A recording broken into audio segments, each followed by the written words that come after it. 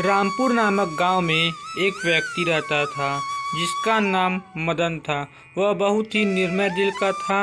वह एक समोसे का मंडी चलाता था और सड़कों पर जाकर गर्म समोसे को बेचता था। वह कम कीमत पर गर्म व ताजे समोसे को बेचता था, जिससे वहाँ की भीड़ हमेशा लगी रहती थी। वह गरीबों की मदद भी किया करता था।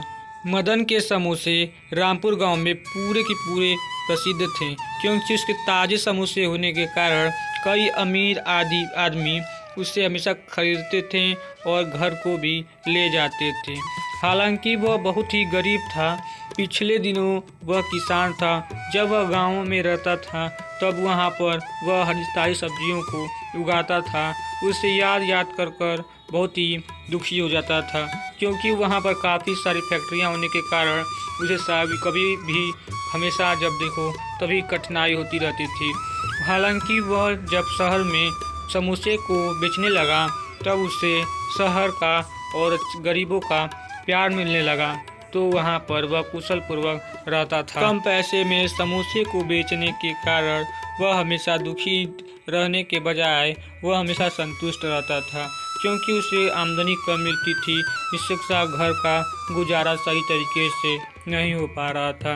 गरीबों की मदद भी बहुत अधिक करने के कारण उसे पैसे की बहुत लालसा हुई। एक दिन मदन के पास एक अमीर आदमी आता है।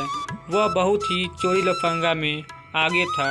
वह उसके सामने आकर गुप्त और मिलावटी चीज़ों से समोसे को बनाकर अपने स्टॉल में बेचना चाहता था।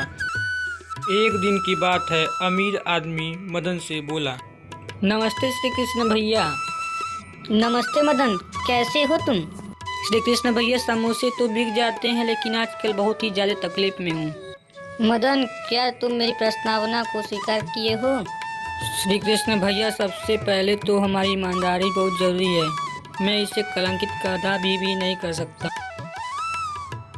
वह अमीर आदमी बिना कुछ बोले वह सीधे अपने घर को चला गया। हरिकेश के साथ यह बात पूरे गांव में आग की तरह फैल गई, जिससे पूरे व्यक्ति इसके मदन की दुकान पर हमेशा समोसे खाने आने लगे, जिससे इसकी पूरी जिंदगी ही बदल गई। वह गरीब अब समोसे वाला, अमीर समोसे वाला के नाम से जाना जाता है और नैतिक किताबों में भी इसका नाम से बहुत ही ज़्यादा प्रसिद्ध है। अगर आप भी चाहते हैं इसी तरह की एनिमेशन कार्टून को बनाना तो मुझे कमेंट में ज़रूर बताइएगा। मैं आपको इसमें हेल्प करूंगा। आप मोबाइल से, पीसी से, कंप्यूटर से, आप किसी से भी ऐसी एनिमेशन कार्टून बना सकते हो, काफ़ी आसान तरीके से।